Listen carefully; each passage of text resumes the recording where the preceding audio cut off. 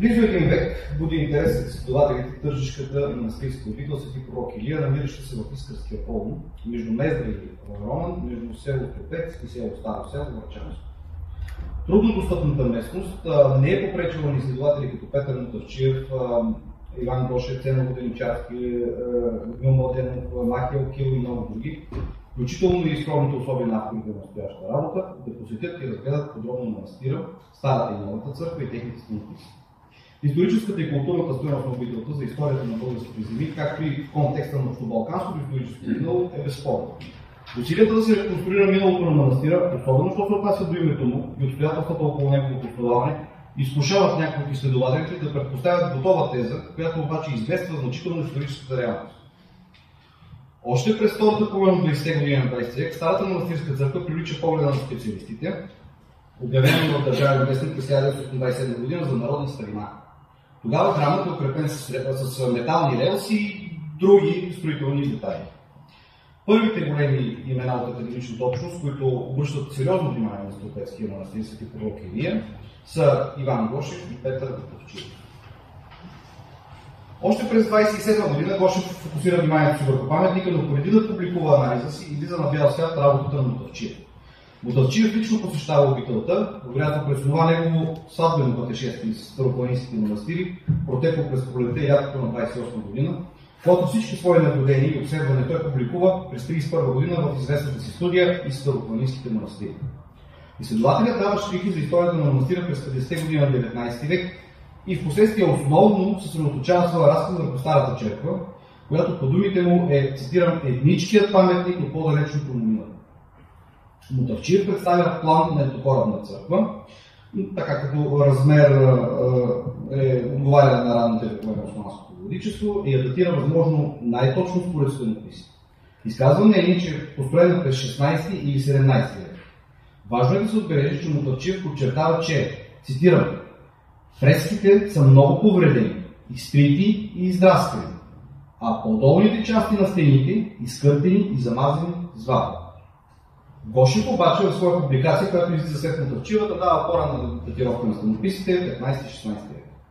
През 1968 година трима изследователи, Воденичарски, Младенов и Дора Каменова, правят обстойно изследване на стенописите. Ценов Воденичарски и Любил Младенов публикуват статията "Стенописите в църквата на Тържишкия манастир пророк Илия".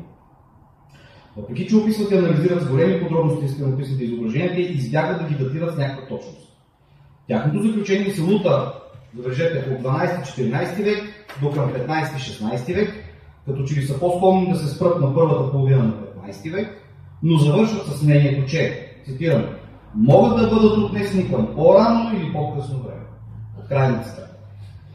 Очевидно самите автори са объркани в датировката.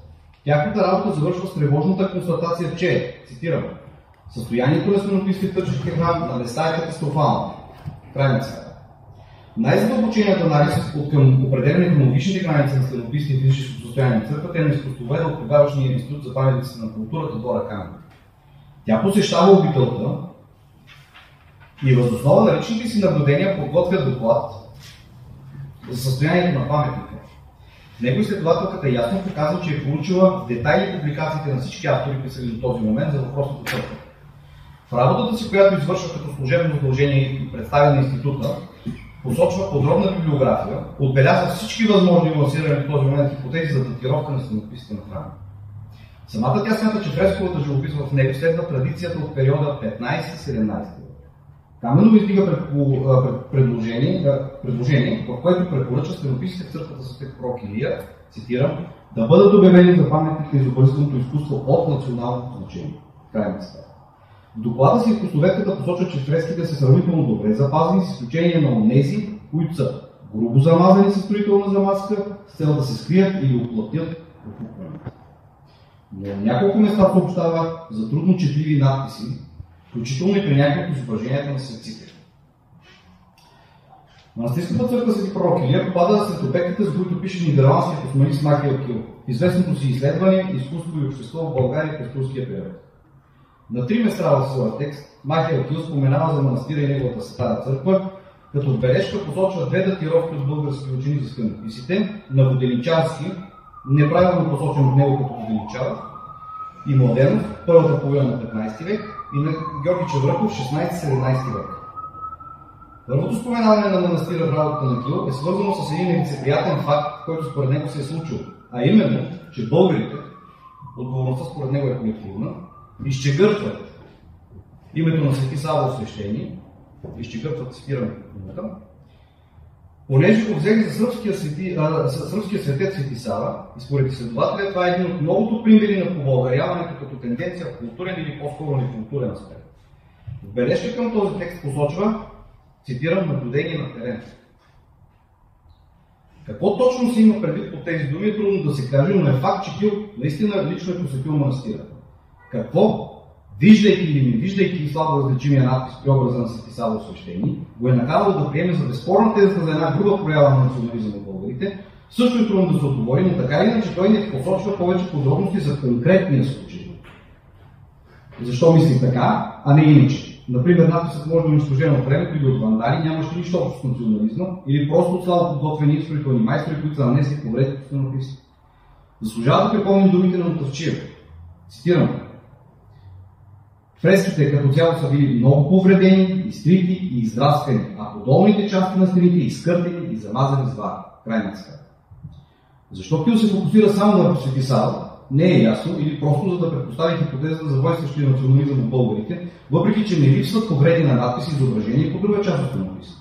При проучването си през 68 година преди Кил да получи своя джип и да пропътува 15 300 км за 3 месеца, изследвайки църкви и манастири, Дора Каменова посочва поне няколко примера на изличени и слабо четими надписи, включително и на Свети Сава, чието образ е изобразен от фотографа на северната стена на чело. За него изповедката пише, цитирам: името е неясно и нечетливо. Край на цитата. Доста по-различна констатация от употребената от Кил дума изчетливително.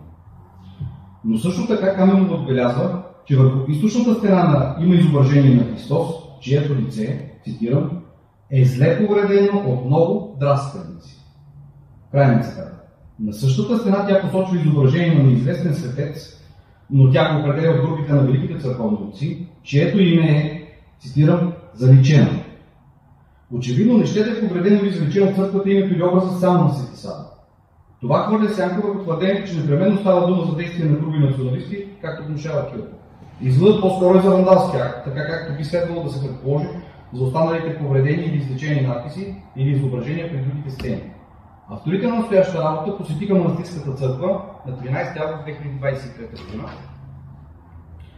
От общи наблюдения можем да дадем заключение, че в настоящия момент стенописите са реставрирани и консервирани в сравнително добро състояние и изглеждат, надписите се четат включително и този на Свети Сава от съчетение.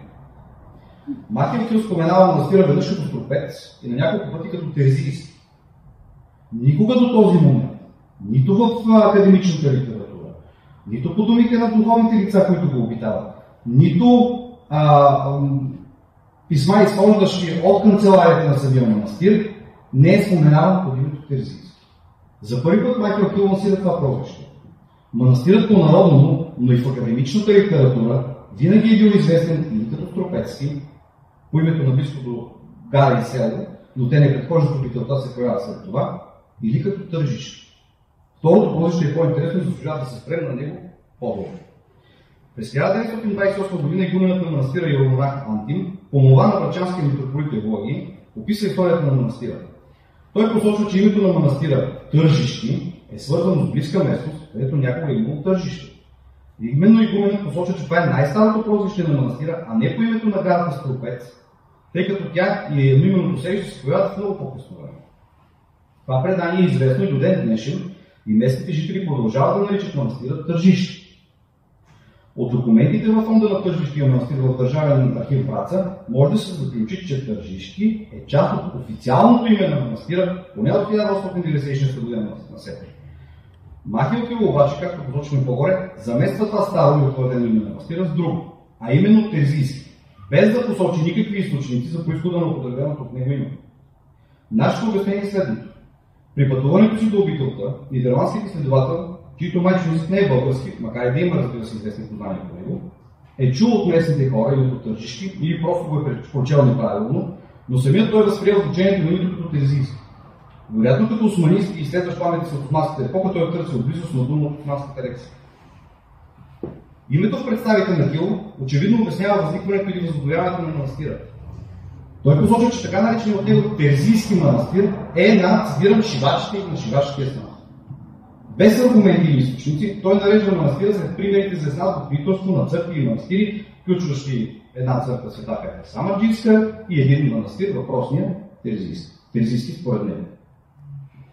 Дължи се да отбележим, че последните на старата манастирска църква, която е обект на изследване от Кил, няма изобразени титулски портрети на майстори терзии, нито има надписи, които да свидетелстват за присъствие в живота на обителта на терзийския снат. Дарители пък на новата църква от 19 век са местни жители черепишкият монах Йосиф. С други думи, Кил използва предпоставена хипотеза, която веднага налага съдейки само по едно име, което е грешно чуто записано или разбрано от самия него. Ако зависваме от стилистиката на самия Кил, ползва на друг контекст, става дума за сбъркано или невизпочвани предположения. В случая предположенията са представени като сигурно знание, а грешката, за съжаление, не стига до тук. Вкараното от него в обращение име на манастира Терзийски започва да се прокрадва в научната литература и да се възприема от други учени.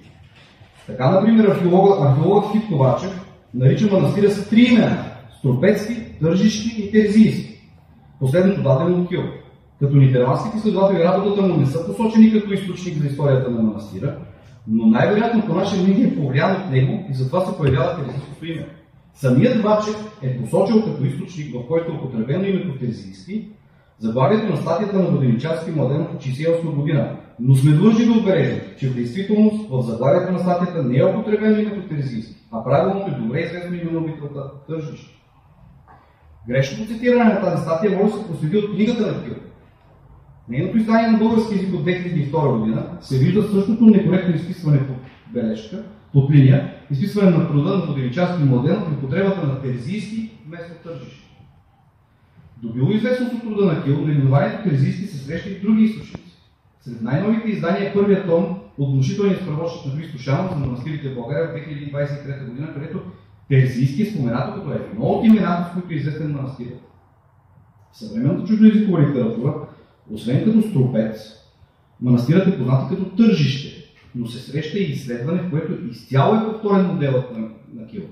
Моли Грин се позовава и повтаря неговата версия. Цитирам: манастирът Струпец в Северна България е наречен манастир на шивашкия снат. Тържишката обител отново се оказва основен пример за снатско строителство на манастира. И в заключение, може да кажем, че Тържишкият манастир Свети пророк Илия, със своята интересна история за задължителни стенописи, ще продължава да бъде притегателен център за редици изследователи, български и чуждестранни. Налагането обаче на непроверени хипотези за неговата история и произход е опасност и пред най-големите имена в академичната общност.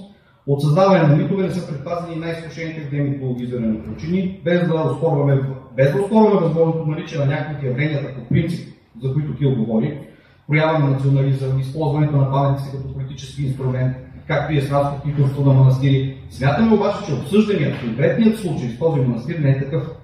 С настоящата работа се надяваме с внесени корекции да сме положили усилия за изключването на едни погрешни твърдения за историческото минало на манастира, които за съжаление са залегнали вече в научната литература.